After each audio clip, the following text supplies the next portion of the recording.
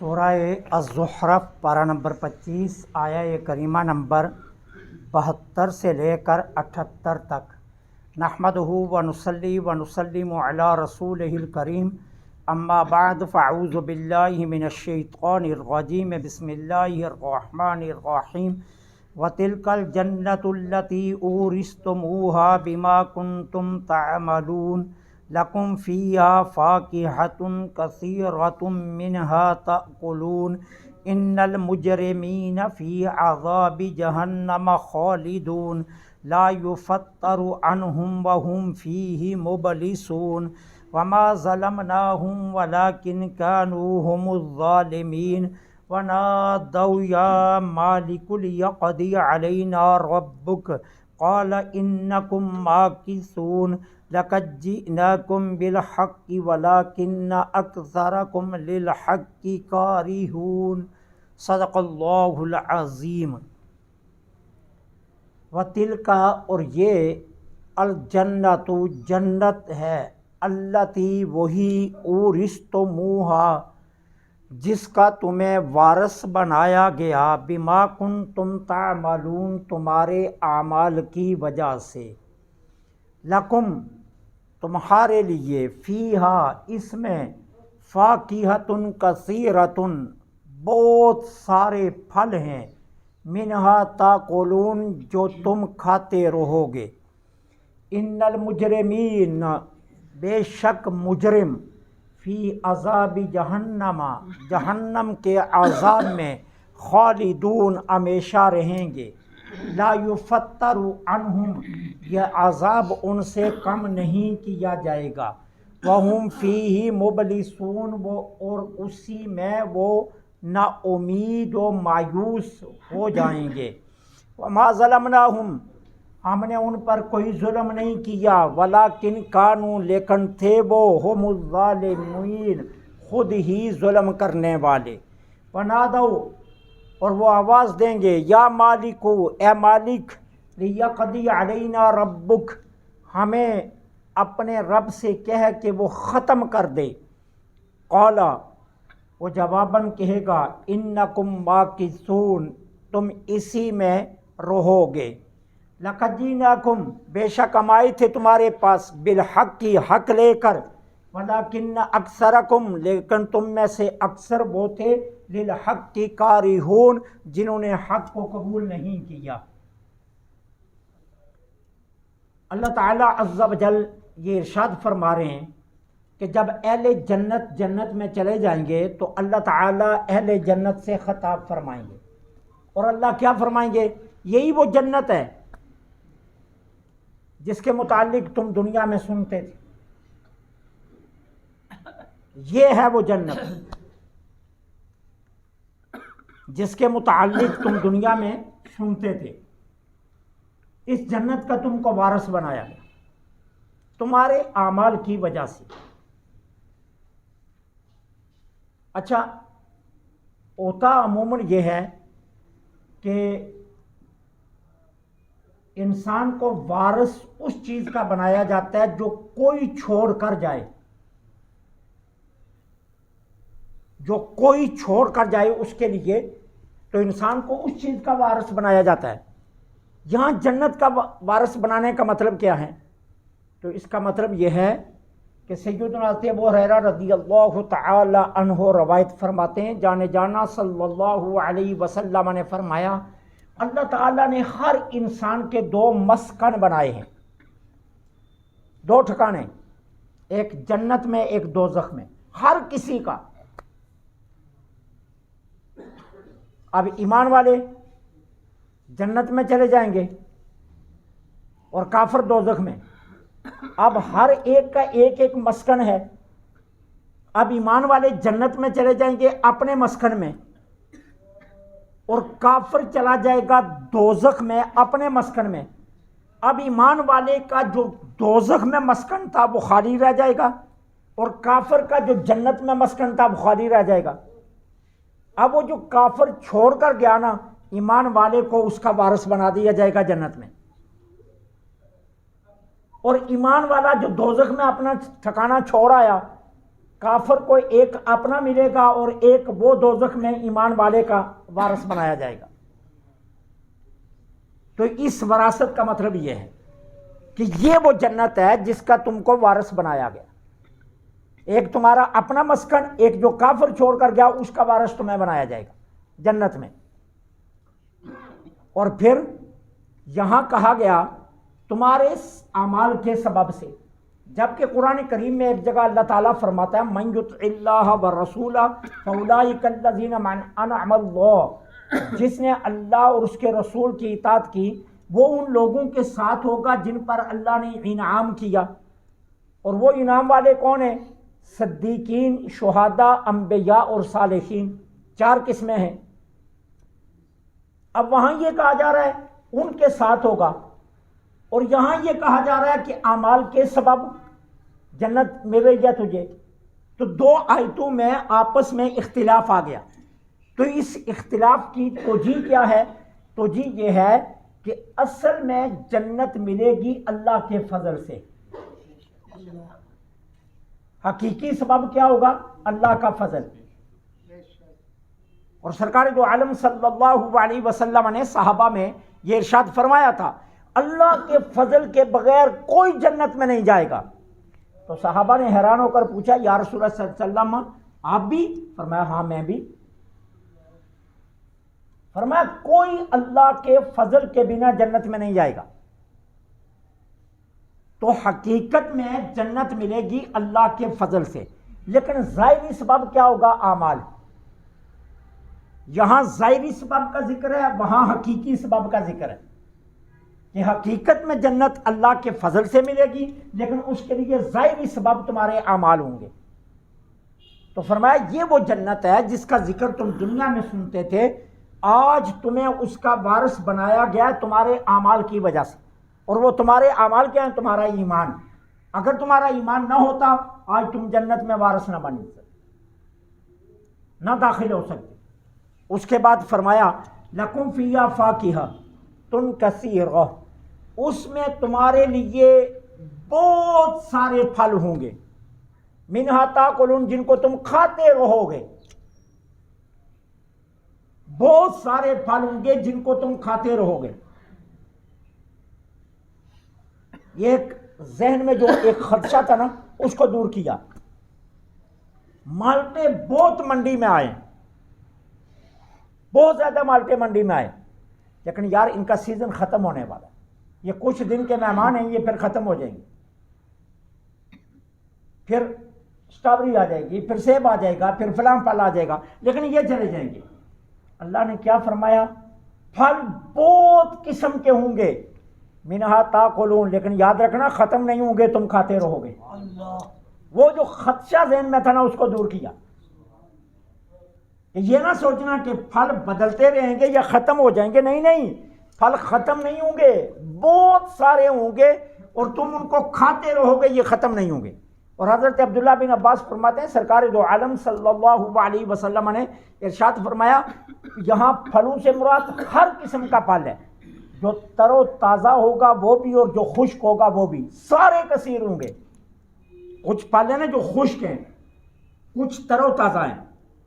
اب خشک پھلوں میں مثلا انار خشک پھل ہے، ٹھیک ہے، اس کے مقابلے میں انگور ہے، اس کے مقابلے میں تربوز ہے، اس کے مقابلے میں خربوزہ ہے، مالٹا ہے، یہ تر و تازہ پھل ہے جس کے اندر سے تازہ رس نکلتا ہے۔ اور وہ ہیں کہ جن کے اندر تازہ رس نہیں یا خشک ہوتے ہیں، اس طرح امرود ہے وہ خشک پھلوں میں آتا ہے، ٹھیک ہے۔ تو ہر طرح کا پھل ہوگا، تر و تازہ بھی اور خشک بھی، اور تم اس کو کھاتے رہو گے لیکن وہ ختم نہیں ہوگا، سدا بہار ہوگا۔ اب اس کے بعد اللہ تعالیٰ مجرمین کا تذکرہ شروع کریں۔ اچھا یہ اصول رہا ہے، پیچھے بھی آپ پڑھتے آئے کہ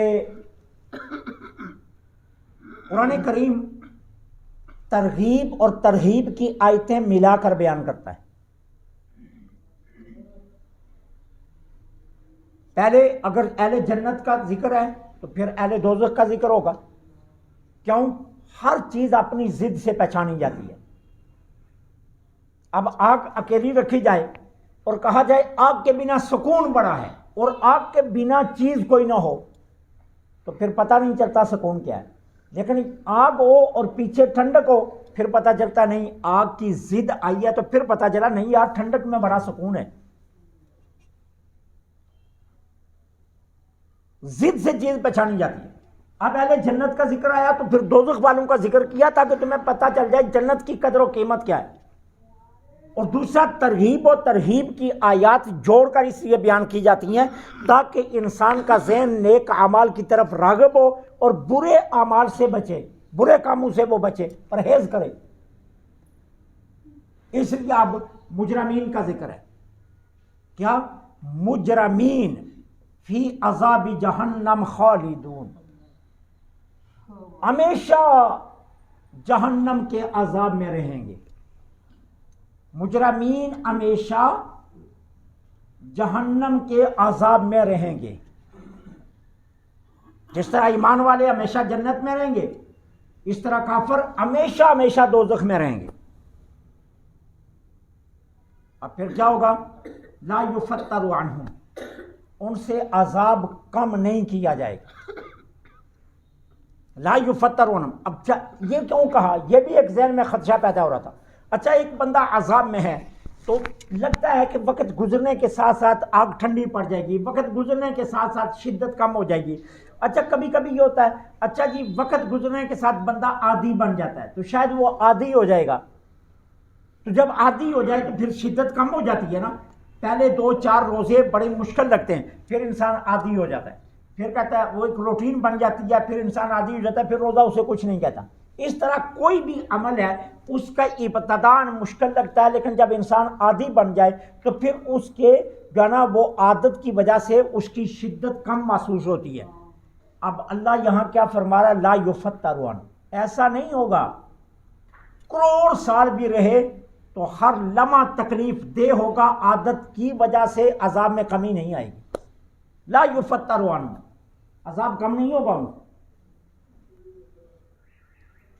وَهُمْ فِيهِ مُبْلِسُونَ، وہ اس میں اسی طرح مایوس رہیں گے، نا امیدی ہو جائے گی. ہر روز امید لگائیں گے شاید کل رخصت مل جائے، پھر امید لگائیں گے شاید پرسوں رخصت مل جائے. ہر روز امید سے گزریں گے لیکن امید کام نہیں آئے گی. پھر ایک دن نا امید ہو جائے کہ نہیں بھائی اب اسی عذاب کے ساتھ ہی ہم نے رہنا ہے، اب امیدیں ساری ٹوٹ جائیں گی. اللہ فرما رہا ہے وما ظلمنا، ہم نے ظلم نہیں کیا، وہ تو خود ہی ظالم تھے. اب اس کی 2 وجہ، ہم نے ظلم نہیں کیا. پہلی بات سمجھ لینا، وہ ہے خالق ہم مخلوق، وہ ہے مالک ہم مملوک. خالق اپنی مخلوق سے جو مرضی کرے وہ ظلم نہیں ہوگا. خالق اپنی مخلوق سے جو مرضی کرے ظلم نہیں ہوگا. مالک اپنے مملوک سے جو مرضی کرے وہ ظلم تو نہیں ہوگا نا، وہ ظلم نہیں ہوگا. لیکن اس کے باوجود اللہ کیا فرما رہا ہے؟ ہم نے تمہیں اختیار دیا اور اختیار دے کر تمہیں یہ بتایا کہ کفر اور معصیت سے باز آنا، نہیں تو دوزخ میں ڈالے جاؤ گے. اب تم نے ظلم کیا کیا؟ ہمارے منع کرنے کے باوجود تم کفر کی طرف بھی گئے اور نافرمانیوں کی طرف بھی گئے. تو ہم نے تو تمہیں روکا تھا. پہلی بات یہ ہے کہ ہم مالک ہیں، ہم جو مرضی کریں وہ ظلم نہیں ہے، لیکن اس کے باوجود ہم کہتے ہیں ہم نے ظلم نہیں کیا. کیوں؟ اس لیے ہم نے تمہیں اختیار دیا تھا اور اختیار دینے کے بعد تمہیں سمجھایا تھا کہ کفر اور نافرمانی کی طرف مت جانا. لیکن سمجھانے کے باوجود تم کفر اور نافرمانی کی طرف گئے تو اب نتیجہ تمہارے سامنے.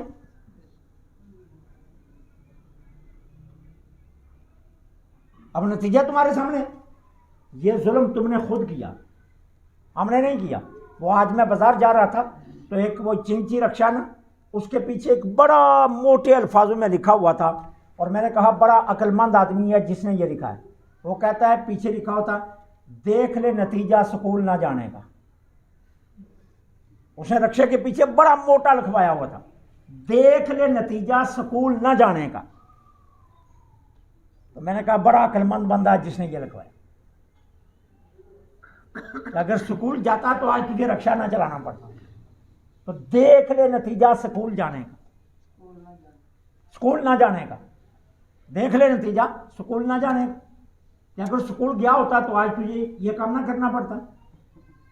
ٹھیک ہے، اب اسی طرح اللہ فرما رہا ہے کہ ہم نے تمہیں روکا تھا اختیار دے کر کفر اور معصیت کی طرف نہ جانا، لیکن تم نے ہماری بات نہیں مانی اور تم کفر اور معصیت اور نافرمانی کی طرف گئے۔ اب دیکھ لے نتیجہ ہماری بات نہ ماننے کا۔ وما ظلمناہم، ہم نے ظلم نہیں کیا، ولکن کانوا ھم الظالمین، وہ خود ہی ظالم تھے، ہماری بات کو نہیں مانا، تو نتیجہ آپ دیکھ لو۔ اب کیا ہے، وَنَادَوْا يَا مالک، مالک یہ ہے جنت کے نگہبان فرشتے کا نام، دوزخ کے نگہبان فرشتے کا نام مالک۔ دوزخ کے اوپر جو سب سے بڑا فرشتہ نگہبان ہوگا نا، اس کا نام مالک ہے۔ جنت کے اوپر جو ہوگا اس کا نام ہے رضوان، اور جو دوزخ کے اوپر ہوگا اس کا نام ہے مالک۔ سارے فرشتوں کی ڈیوٹیوں کا انچارج یہ ہوگا بڑا، یہ فرشتوں کو آرڈر دے گا اللہ کے حکم سے، اللہ اسے حکم دیں گے اس کو اتنے برج مارو، اس کو یہ کرو، اس کی آگ بڑکا دو، اس کی اور تیز کر دو، یہ کر دو، وہ کر دو، سارے احکامات یہ جاری کرے گا۔ اب یہ دوزخی کیا کہیں گے، نہ دو، آواز دیں گے، پکاریں گے، یا مالک، اے مالک، اس فرشتے کو کہیں گے، لیقضی علینا ربک، اپنے رب سے کہہ دے کہ وہ ہمیں موت ہی دے دے۔ اتنے عذاب سے تنگ آئیں گے، ہر روز فرشتے سے کہیں گے نکال دے ہمیں، نکال دے ہمیں، فرشتہ کوئی توجہ نہیں کرے گا۔ اب پھر آخر میں کیا کریں گے، مالک سے کہیں گے کہ اپنے رب سے کہہ دے لیقضی علینا ربک، کہ تیرا رب ہمیں موت ہی دے دے۔ اب حدیث پاک میں آتا ہے مالک کیا کریں گے، 80 سال کے بعد جواب دیں گے، 80 سال ان کی بات کا جواب ہی نہیں دیں گے۔ اچھا وہاں ہوگا کیا، ایک سال ہوگا 363 دنوں کا، ہمارے یہاں کتنا ہوتا ہے 365 کا، وہاں ہوگا 363 دنوں کا، ایک سال ہوگا دوزخ میں۔ ٹھیک ہے، اور ایک دن کتنا ہوگا، 1000 سال کا۔ دنیا کا 1000 سال اگر ہونا تو پھر وہاں کا ایک دن بنے گا، اور ایک دن اتنا لمبا ہوگا، اور 363 دنوں کا ایک سال بنے گا، اور مالک جواب کتنے عرصے بعد دیں گے، 80 سال کے بعد۔ اب اندازہ کر لو، 80 سال کے بعد جواب دیں گے دوزخیوں کو مالک۔ کیا کہیں گے، وہ امید لگا کر بیٹھے ہوں گے پتہ نہیں کوئی اچھا جواب آنے والا ہے۔ جس طرح انسان جو ہے نا وہ درخواست دیتا ہے تو امید ہوتی ہے نا کہ شاید میرا کام بن جائے، امید تو لگی ہوتی ہے نا۔ اچھا اب انتظار کر کر کر کر کر کر کے جواب اگر آئے کہ تیرا کام نہیں ہونا تو کتنی نا امیدی، کتنی مایوسی ہوتی ہے۔ ٹھیک ہے، انسان نے 15 سال کی عمر میں درخواست دی ہو، 35 سال کی عمر میں جواب آئے، اور جواب آئے کہ تیری عمر زیادہ ہو گئی ہے، تو انسان پیٹتا نا، وہ میں نے کب درخواست دی تھی، ظالموں نے میری فائل دبا کر رکھی، انتظار میں رہے کہ کب اس کی عمر ایج اوور ہو جائے پھر اس کو جواب دے دے۔ اب 80 سال کے بعد مالک بولیں گے، کیا کہیں گے، ان کی امید ہوگی کہ پتہ نہیں کوئی اچھا جواب آئے گا۔ قال انکم ماکثون، تم اسی میں ہمیشہ رہو، جواب یہ آئے گا۔ قالا کہیں گے مالک انکم تم ماکثون، اسی میں رہو گے ہمیشہ۔ وہ کلپتے رہے اور 80 سال کے بعد جواب دیا تو جواب یہ دیا۔ اب پھر ان کو آگے سمجھایا جا رہا ہے کہ یہ جواب کیوں آیا تمہارا، لقد جئناکم بالحق، مالک کہیں گے تمہیں پتہ ہے نا کہ فرشتے حق لے کر تمہارے پاس آئے تھے، اور وہ حق فرشتے ہمارے پاس تو نہیں لے کر آئے، وہ نبی کے پاس لے کر آئے، لیکن نبی کا حق ہماری طرف پہنچانا یہ گویا ایسے ہی ہے جیسے اللہ ڈائریکٹ ہمیں حق کا حکم دے رہا ہے۔ ٹھیک ہے، نبی کا حکم بالکل ایسے ہی ہے جیسے اللہ کا ڈائریکٹ حکم ہے، اسے یہاں ڈائریکٹ خطاب کر دیا، اللہ جئناکم بالحق، ہم تمہارے پاس حق لے کر آئے تھے نا، لیکن نتیجہ کیا نکلا؟ ولیکن اکثرکم کارہون، تم میں اکثر وہ ہیں جنہوں نے حق کا انکار کیا، حق کا انکار کیا۔ اچھا، سارے دوست کیوں نے انکار کیا؟ یہاں اکثر سے مراد کیا ہے؟ یہ ایک عربی کا اصول ہے، الاکثر للکل، کہ اکثر کا لفظ کل کے لیے بھی استعمال ہوتا ہے، تو یہاں اکثر سے مراد ہے کل، یا اکثر سے مراد کیا ہے؟ سردار، کہ تمہارے سردار جتنے تھے انہوں نے آپ کو قبول نہیں کیا، اور تم چونکہ سرداروں کے پیچھے لگے ہوئے تھے، لہذا تمہیں جو جوتے پا رہے ہیں وہ سرداروں کی اطاعت کی وجہ سے پا رہے ہیں، اور سرداروں کو جو جوتے پا رہے ہیں وہ حق قبول نہ کرنے کی وجہ سے پا رہے ہیں۔ تو اس لیے وہ فرشتے آگے سے یہ جواب دیں کہ لقد جئناکم بالحق، حق تمہارے پاس آیا اور تم نے حق کا انکار کیا۔ اب اگر پھر بھی کوئی کہے حق میرے پاس نہیں آیا تو وہ کیسے جواب دے گا حق نہیں آیا؟ اگر 5 وقت حی علی الفلاح حی علی الصلاح کی آواز اتنی گونجے کہ 1 منٹ کی کہانی نہیں، 10 منٹ تک تمہارے گھروں میں آوازیں آتی رہیں، ایک اذان ایک مسجد کی چھپ ہوئی، یا دوسرے کا لاؤڈ سپیکر آن، دوسرے کا تیسرے کا لاؤڈ سپیکر آن، تسلسل سے 10 منٹ تک تمہارے کانوں میں یہ آوازیں جا رہی ہوں، کامیابی کامیابی کامیابی، تم کہہ سکتے تھے 1 مرتبہ کسی نے کہا تھا پھر کسی نے کہا نہیں، تو پھر تو تمہارا شاید ادھر قابل قبول ہو، لیکن اگر 10 منٹ بار بار تمہیں کہا جائے، گھر میں لڑائی جھگڑا بھی ہو رہا ہو نا، گھر کے حالات کیسے کوئی 1 مرتبہ دستک دے جان دے، دوسری مرتبہ دستک دے پھر جان، تیسری مرتبہ دستک دے پھر جان، اور چوتھی وہ یار کوئی خاص بندہ ہے جرا جاندہ نہیں پیا، کھول دو دروازہ، وہ بار بار دستک دینا پیا، وہ کوئی اپنا ہی لگتا پیا جرا جا نہیں رہا، پھر انسان دروازہ کھول ہی دیتا ہے۔ تو 5 وقت میں 24 گھنٹوں کے اندر 5 وقت اور 15 منٹ، صبح فجر کے وقت تو 4:15 بجے اذانیں شروع ہوتی ہیں، 5:40 45 تک اذانوں کے آوازیں آتی رہتی ہیں، حی علی الصلاح حی علی الفلاح، پھر تو کہے گا کہ میرے پاس حق نہیں آیا، رب العالمین پھر مؤذنوں کو گٹھا کر کے پوچھے گا اذانیں دی ہیں یا نہیں دی، وہ تو کہیں گے ہم نے دی ہیں، پھر رب پوچھے گا کہاں ہیں، تو کیسے کہتا ہے حق نہیں ہے؟ تو وہ فرشتے کہیں گے لقد جئناکم بالحق، ہم حق لائے تھے لیکن تم میں سے اکثر نے حق کو قبول نہیں کیا۔ اللہ سے